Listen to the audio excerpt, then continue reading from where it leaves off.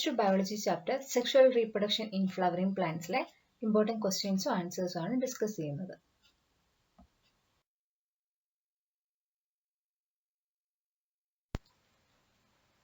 First question. In some seeds, the nucellus may be persistent. Such nucellus is called dash. ചില സീഡ്സിൽ nucellus persistent ആയിട്ട് കാണപ്പെടുന്നു. അങ്ങനെയുള്ള ന്യൂസെല്ലസിനെ എന്താണ് പറയുന്നത്? Answer പെരിസ്പെർം. Second question. Development of fruit without fertilization and a seedless known as dash. Fertilization നടക്കാതെ fruit ഉണ്ടാവുന്നതിനെ പറയുന്നതാണ് പാർത്തനോകാർപ്പ്. Third question. In flowering plants, during double fertilization, two events takes place in embryo sac, namely dash and dash. Flowering പ്ലാന്റ്സിലെ double ഫെർട്ടിലൈസേഷനിൽ രണ്ട് process ആണുള്ളത്. അത് ഏതൊക്കെയെന്നാണ് ചോദിച്ചിരിക്കുന്നത്. Answer syngamy and triple fusion. Syngamy എന്ന് പറയുന്നത് ഒരു മെയിൽ ഗാമേറ്റ് ഒരു എക്സെല്ലുമായിട്ട് ഫ്യൂസ് ചെയ്ത് ഡിപ്ലോയിഡ് സൈഗോട്ട് ഉണ്ടാവുന്നതിനാണ് സിംഗമി എന്ന് പറയുന്നത്. അതേസമയം ട്രിപ്പിൾ ഫ്യൂഷൻ എന്ന് പറയുമ്പോൾ second male gamete secondary nucleus ആയിട്ട് ഫോം ചെയ്ത് ഒരു ട്രിപ്ലോയിഡ് പ്രൈമറി എൻഡോസ്പെർം ന്യൂക്ലിയസ് ഉണ്ടാവും. അതിനെയാണ് ട്രിപ്പിൾ ഫ്യൂഷൻ എന്ന് പറയുന്നത്. Next question. After syngamy and triple fusion in embryo sac, embryo will be diploid and endosperm will be dash. Syngamy triple fusion നടന്നതിന് ശേഷം embryo diploid ആണ്. അതേസമയം endosperm എന്താണ്? Answer triploid.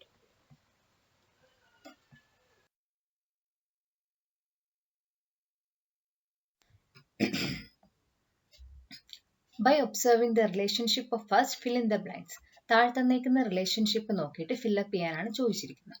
Pollen grains male gametophyte എന്ന female gametophyte ഏതാണ്? Answer embryo sac. Next question. Innermost wall layer of microsporangium which nourish the developing pollen grain is called dash. മൈക്രോസ്പൊറാഞ്ചിയത്തിൽ 4 layer ഉണ്ട്. അതിൽ ഇന്നമോസ്റ്റ് ലെയർ എന്ന് പറയുന്ന പോളൻ ഗ്രെയിൻസിന്റെ നറിഷ്മെന്റിന് സഹായിക്കും. ആ ലെയറിന്റെ പേരെന്താണ്? Answer ടപീറ്റം. Next question. In papaya, male and female flowers are present in separate plants. They are said to be dash. പപ്പായയിൽ മെയിലും ഫീമെയിൽ ഫ്ലവേഴ്സും സെപ്പറേറ്റ് പ്ലാന്റിലാണ് കാണപ്പെടുന്നത്. ആ കണ്ടീഷനെ പറയുന്നതാണ് dioecious. Next question. The post fertilization event in angiosperm are given below. Complete it. ആൻജിയോസ്പെർമിന്റെ post fertilization event ആണ് തന്നിരിക്കുന്നത്. അത് കംപ്ലീറ്റ് ചെയ്യാനാണ് ചോദിച്ചിരിക്കുന്നത്. സൈഗോട്ട് എംബ്രിയോ ആണെങ്കിൽ ഓവ്യൂളും ഓവറി എന്തായിട്ടാണ് മാറുന്നത്? ഓവ്യൂൾ ആണെങ്കിൽ സീഡായിട്ടും ഓവറി ആണെങ്കിൽ ഫ്രൂട്ടായിട്ടുമാണ് മാറുന്നത്.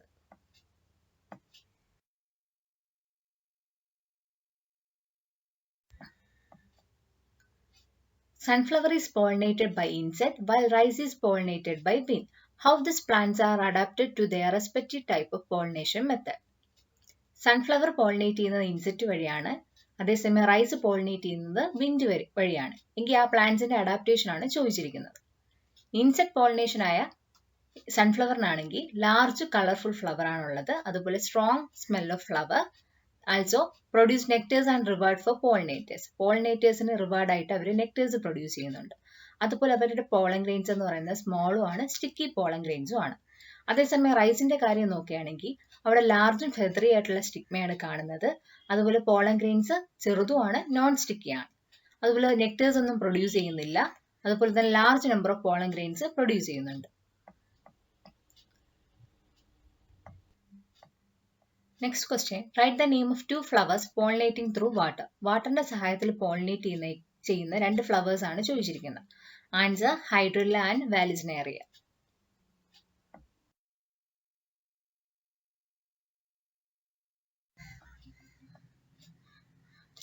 Artificial hybridization is one of the major approaches for crop improvement program.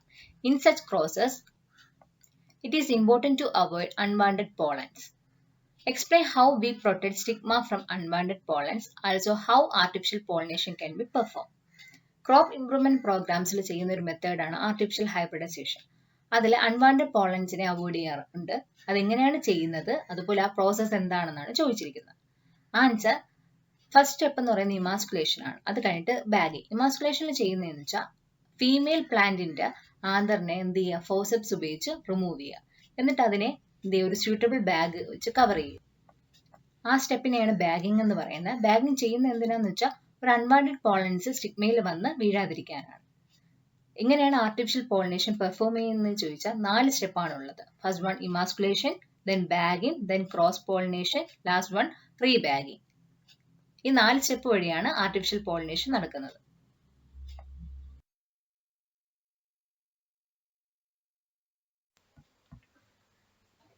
After fertilization in flowering plants, seeds bearing embryo are found inside the fruit.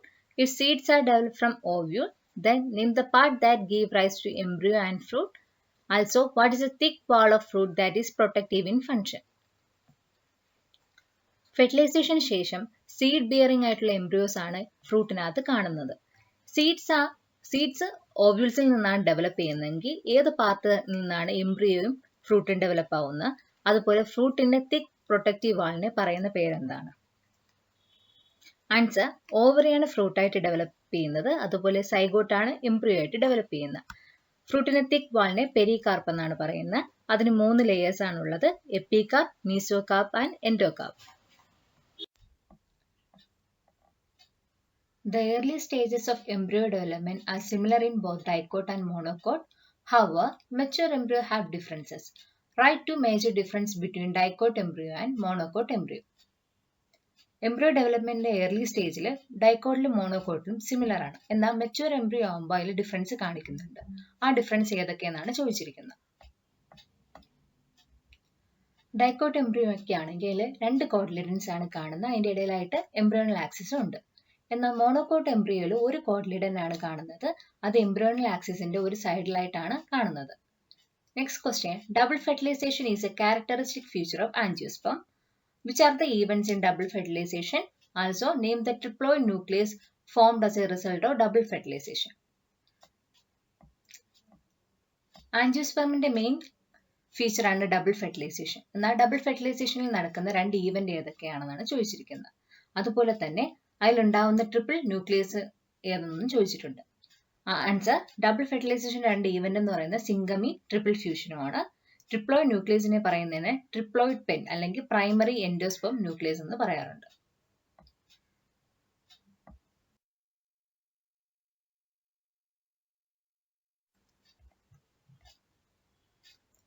Which layer Nourish the developing pollen grains?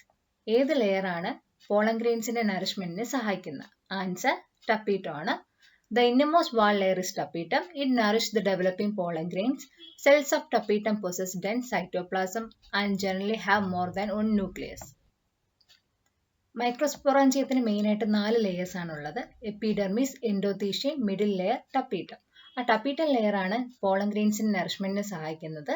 അതിന്റെ സെൽസിൽ എന്ന് പറയുന്നത് dense cytoplasm ഉണ്ട്. അതുപോലെ ഒന്നിൽ കൂടുതൽ ന്യൂക്ലിയസും കാണുന്നു. Next question, synergids have special cellular thickening at micropylar tip.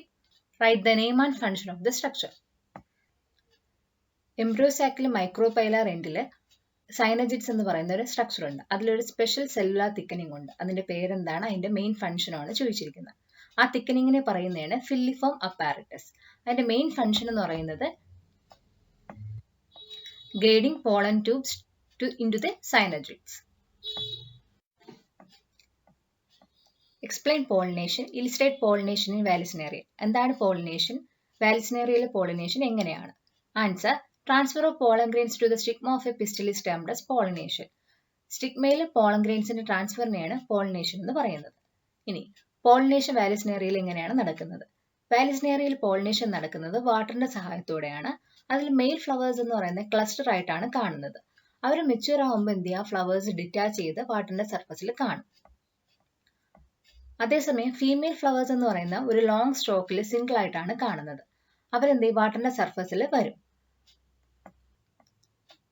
ആ ഫീമെയിൽ ഫ്ലവേഴ്സിനെ സറൗണ്ട് ചെയ്ത് ഒരു ഡിപ്രഷൻ ക്രിയേറ്റ് ചെയ്യും. ആ ഡിപ്രഷൻ മെയിൽ ഫ്ലവേഴ്സിനെ ഫീമെയിൽ ഫ്ലവേഴ്സിന്റെ അടുത്ത് എത്തിക്കാൻ സഹായിക്കുകയും അതിന്റെ സ്റ്റാമൻസ് സ്റ്റിഗ്മയുടെ സർഫസിൽ ടച്ച് ചെയ്യും. അതുവഴി പോളിനേഷൻ നടക്കും. ഇങ്ങനെയാണ് പോളിനേഷൻ വാലിസ്നേറിയയിൽ നടക്കുന്നത്.